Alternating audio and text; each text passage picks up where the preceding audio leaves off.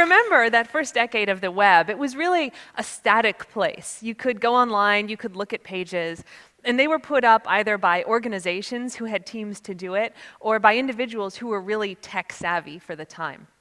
And with the rise of social media and social networks in the early 2000s, the web was completely changed to a place where now the vast majority of content we interact with is put up by average users, either in YouTube videos or blog posts or product reviews or social media postings.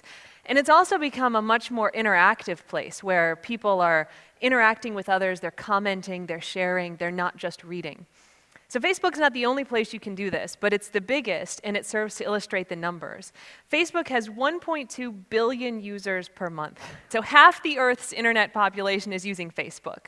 They're a site, along with others, that's allowed people to create an online persona with very little technical skill. And people responded by putting huge amounts of personal data online.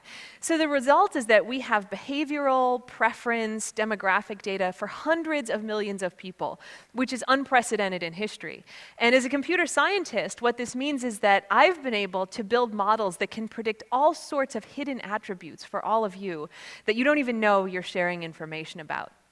As scientists, we use that to help the way people interact online, but there's less altruistic applications. And there's a problem in that users don't really understand these techniques and how they work, and even if they did, they don't have a lot of control over it. So what I want to talk to you about today is some of these things that we're able to do, and then give us some ideas of how we might go forward to move some control back into the hands of users. So this is Target the company. I didn't just put that logo on this poor pregnant woman's belly. You may have seen this anecdote that was printed in Forbes magazine where Target sent a flyer to this 15-year-old girl with advertisements and coupons for baby bottles and diapers and cribs 2 weeks before she told her parents that she was pregnant. Yeah, the dad was really upset. So how did Target figure out that this high school girl was pregnant before she told her parents? It turns out that they have the purchase history for hundreds of thousands of customers, and they compute what they call a pregnancy score, which is not just whether or not a woman's pregnant, but what her due date is. And they compute that not by looking at like the obvious things like she's buying a crib or baby clothes, but things like she bought more vitamins than she normally had, or she bought a handbag that's big enough to hold diapers. And by themselves, those purchases don't seem like they might reveal a lot, but it's a pattern of behavior that when you take it in the context of thousands of other people, starts to actually reveal some insights. So that's the kind of thing that we do when we're predicting stuff about you on social media. We're looking for little patterns of behavior that when you detect them among millions of people, lets us find out all kinds of things. So in my lab and with colleagues, we've developed mechanisms where we can quite accurately predict things like your political preference, your personality score, gender, sexual orientation, religion, age, intelligence, along with things like how much you trust the people you know and how strong those relationships are. We can do all of this really well. And again, it doesn't come from what you might think of as obvious information. So my favorite example is from this study that was published this year in the Proceedings of the National Academies. If you Google this, you'll find it. It's 4 pages, easy to read. And they looked at just people's Facebook likes, so just the things you like on Facebook, and used that to predict all these attributes along with some other ones. And in their paper, they listed the 5 likes that were most indicative of high intelligence. And among those was liking the page for curly fries. Curly fries are delicious, but liking them does not necessarily mean that you're smarter than the average person. So how is it that one of the strongest indicators of your intelligence is liking this page when the content is totally irrelevant to the attribute that's being predicted? And it turns out that we have to look at a whole bunch of underlying theories to see why we're able to do this. One of them is a sociological theory called homophily, which basically says people are friends with people like them. So if you're smart, you tend to be friends with smart people, and if you're young, you tend to be friends with young people. And this is well established for hundreds of years. We also know a lot about how information spreads through networks. It turns out things like viral videos or Facebook likes or other information spreads in exactly the same way that diseases spread through social networks. So this is something we've studied for a long time. We have good models of it. And so you can put those things together and start seeing why things like this happen. So if I were to give you a hypothesis, it would be that a smart guy started this page, or maybe one of the first people who liked it would have scored high on that test. And they liked it, and their friends saw it. And by homophily, we know that he probably had smart friends. And so it spread to them, and some of them liked it.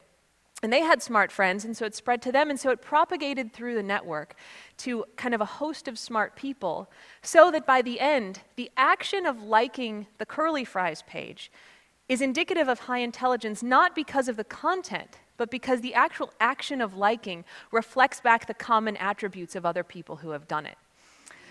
So this is pretty complicated stuff, right? It's a hard thing to sit down and explain to an average user.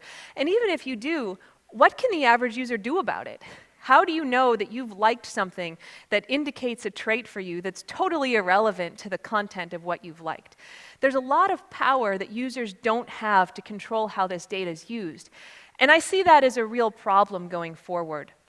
So I think there's a couple paths that we want to look at if we want to give users some control over how this data is used, because it's not always going to be used for their benefit. An example I often give is that if I ever get bored being a professor, I'm going to go start a company that predicts all of these attributes and things like how well you work in teams, and if you're a drug user, if you're an alcoholic, we know how to predict all that. And I'm going to sell reports to HR companies and big businesses that want to hire you. We totally can do that now. I could start that business tomorrow, and you would have absolutely no control over me using your data like that. That seems to me to be a problem. So one of the paths we can go down is the policy and law path. And in some respects, I think that that would be most effective, but the problem is we'd actually have to do it. Observing our political process in action makes me think it's highly unlikely that we're going to get a bunch of representatives to sit down, learn about this, and then enact sweeping changes to intellectual property law in the US so users control their data. We could go the policy route where social media companies say, you know what, you own your data, you have total control over how it's used. The problem is that the revenue models for most social media companies rely on sharing or exploiting users' data in some way. It's sometimes said of Facebook that the users aren't the customer, they're the product. And so how do you get a company to cede control of their main asset back to the users? It's possible, but I don't think it's something that we're going to see change quickly. So I think the other path that we can go down that's going to be more effective is one of more science. It's doing science that allowed us to develop all these mechanisms for computing this personal data in the first place. And it's actually very similar research that we'd have to do if we want to develop mechanisms that can say to a user, here's the risk of that action you just took. You know, by liking that Facebook page or by sharing this piece of personal information, you've now improved my ability to predict whether or not you're using drugs or whether or not you get along well in the workplace. And that, I think, can affect whether or not people want to share something, keep it private, or just keep it offline altogether. We can also look at things like allowing people to encrypt data that they upload, so it's kind of invisible and worthless to sites like Facebook or third-party services that access it, but that select users who the person who posted it want to see it, have access to see it. This is all super exciting research from an intellectual perspective, and so scientists are going to be willing to do it. So that gives us an advantage over the law side. One of the problems that people bring up when I talk about this is they say, you know, if people start keeping all this data private, all those methods that you've been developing to predict their traits are going to fail. And I say, absolutely, and for me that's a success, because as a scientist, my goal is not to infer information about users, it's to improve the way people interact online. And sometimes that involves inferring things about them, but if users don't want me to use that data, I think they should have the right to do that. I want users to be informed and consenting users of the tools that we develop. And so I think encouraging this kind of science and supporting researchers who want to cede some of that control back to users and away from the social media companies means that going forward, as these tools evolve and advance, means that we're going to have an educated and empowered user base. And I think all of us can agree that that's a pretty ideal way to go forward. Thank you.